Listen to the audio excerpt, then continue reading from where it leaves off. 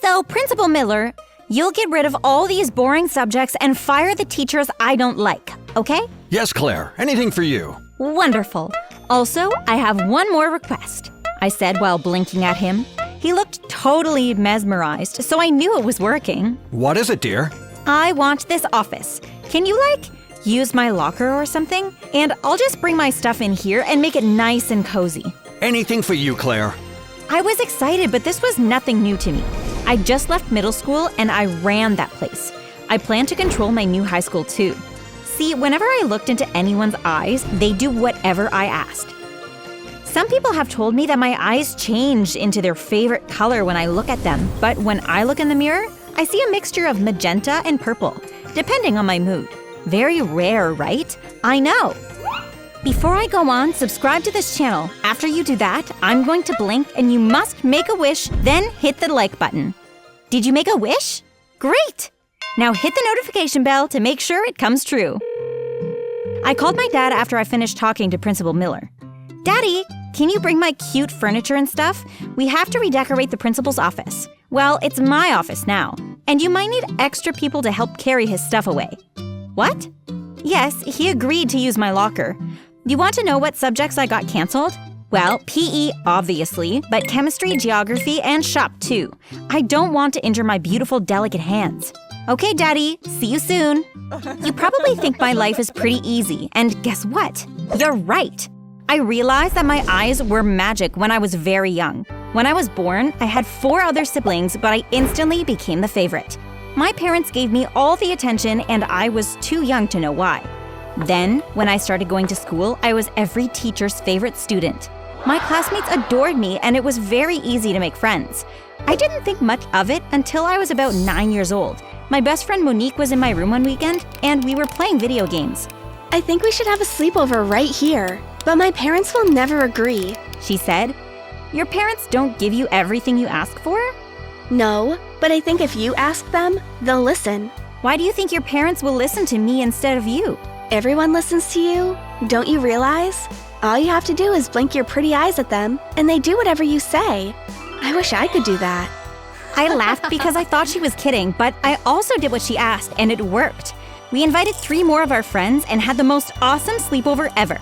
You could use your magic for other things, you know. Monique said through a mouthful of chips. What? Claire, everyone listens to you. Your family could be rich. You could have anything you want. You could live like a princess. I was lucky to have such a smart friend because I honestly wouldn't have thought about this all by myself. The next day, I asked my dad if I could go to work with him. Why? I want to meet your boss. Okay, honey. My dad worked for a huge company, but he had a pretty average job.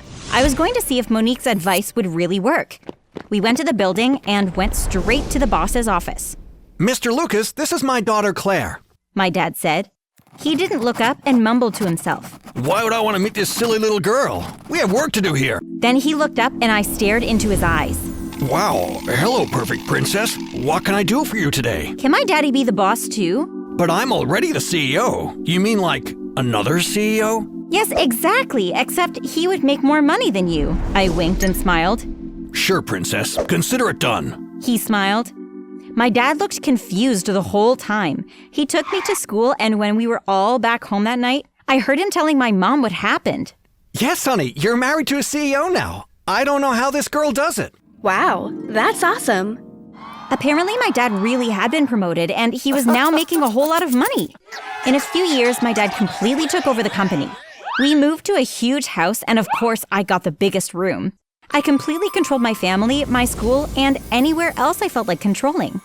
So anyway, fast forward to what was about to be the best high school experience ever. I had just finished setting up my new office. I decorated it with plush pink carpets, a few bean bags, a television, a pink couch, and lots of sparkly things. If you looked inside, you'd never assume it once belonged to a school principal. I invited Monique and my other friends to sit and have some snacks. Oh, and there was Parker too, my boyfriend. I completely forgot to tell you about him. I met him at the mall one day and instantly fell in love because he was gorgeous. I blinked at him, smiled, and asked him to be my boyfriend, and he agreed right on the spot. We dated throughout middle school, then I convinced him to go to the same high school as me. Everyone's talking about you, Claire. They said you're just a freshman, but you're in total control of the school. That's so cool. He said while handing out the drinks. Yeah, and it was so hilarious to watch Principal Miller put his things in the locker. I think it's already on YouTube. Monique said. We had a wonderful afternoon skipping class, laughing and eating. And we had many more wonderful days until I got to school late one morning and saw some students on the basketball courts in their PE uniform. I went to find Principal Miller straight away. I thought I said PE was canceled. Why are people playing basketball? Oh, yes. Well, we have a new student, Braxton, and he told me that PE is very important. Who cares what he said? I said it's canceled. I blinked several times and Principal Miller looked hypnotized. I walked away angrily. Who was this Braxton and why were people listening to him? Well, I found out a few minutes later because he walked into my English class, flipped his hair, and looked at me. He had long hair, which was unusual for a guy, but it suited him really well. I looked around the class and everyone was staring at him. Welcome to our class, Braxton, our English teacher said. Thank you. Now, class, please turn to page 57 of The Great Gatsby.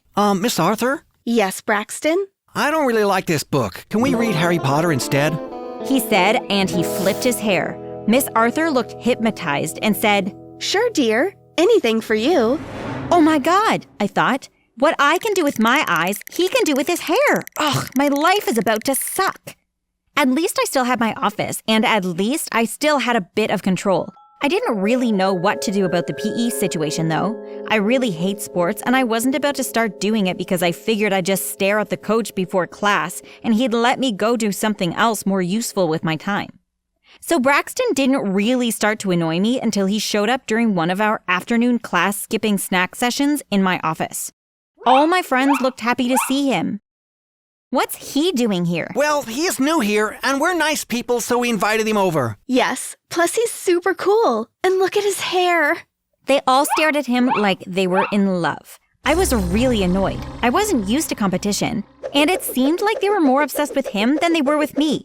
This went on for a few weeks. Braxton was always there. He even demanded to come on my dates with Parker. My dates! Can you believe that? One night, we went to a movie and he sat between us. After that, I fought with Parker because I couldn't understand how he let a guy come between us. A date is supposed to be between two people who are in love, or at least trying to be. Why has Braxton been coming along? He always asks politely. Plus, he's really cool. Oh yeah? So why do you never ask me how I feel? Do you think I'm okay with that situation? I guess not. I just thought he was really cool. I'm sorry, Claire. It won't happen again. But do you know what? It happened again. It was like my friends were totally incapable of seeing me without bringing Braxton along. So I made up a rumor about him. I mean, what else was there to do? He left me no choice. I went to look for our school's biggest gossip, Elva. She was a short, hideous mean girl who looked like a cross between a gnome and an elf. But everyone believed all her gossips. I have the latest scoop on that new boy, Braxton. Really? Her eyes lit up. I heard that he only transferred to our school because he got expelled from his last school. He was part of a dangerous gang. He's even been to juvie. But he's here pretending to be such a good person. Isn't that awful? He's probably just trying to make friends to recruit them for his awful gang. He's a bad influence. Oh my gosh, Claire. Thanks for telling me. We must let everyone know. My exact thoughts, Elva. That night, Parker came over to my house to hang out, and I nearly lost it. Hey, Claire, I heard the craziest thing about Braxton today. Really? What? I asked like I knew nothing. He was in a gang. Wow, that's bad. Well, I think it's cool, especially that he's changed his life around now. He's so awesome. What? My mouth dropped. I couldn't believe it. The next day, at school, everyone surrounded Braxton. They all wanted to hear his stories, and I guess he just went along with it because he never told anyone the rumor wasn't true. My plan totally backfired. It made him even more popular. Ugh. And of course, seeing him on my date with Parker made me lose it even more. Parker took me to my favorite little Italian place to cheer me up. I was just getting started on my lasagna when I saw the door open. Braxton walked in and sat right next to us. You invited him again? Claire, honey, be nice. Our dates are fun when he's there. So I'm not enough? Braxton, I'm sick and tired of you. You're always following us around. And couldn't you find different friends? Why are you trying to steal mine? You're a pathetic loser, and I hate you and your stupid hair. I screamed so loudly that everyone in the restaurant stopped eating to look at me. I have to go to the bathroom, Parker said and got up.